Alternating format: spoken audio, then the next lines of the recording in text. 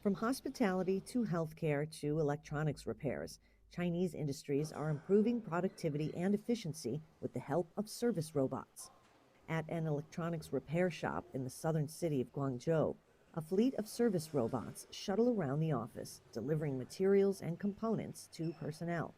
With the click of a mouse, parts and tools in an intelligent vending machine are dispensed directly onto a waiting robot, which brings the items to a repair specialist.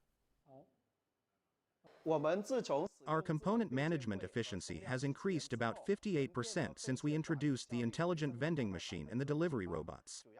They mainly help with 4 procedures: component replenishment, collection, return, and stock taking. Elsewhere in the country, service robots are also helping hospitals with drug delivery, disinfection, and medical waste disposal. The CEO of one service robot manufacturer says drug delivery robots in particular represent a safer and more efficient way to work that allows medical staff to concentrate on caring for patients. 这是一款医疗运送机器人，它的作用在于医生开完药以后。 This is a medical delivery robot. The doctor puts the prescribed medicine in the corresponding locker and the robot will transport the drugs to the corresponding ward.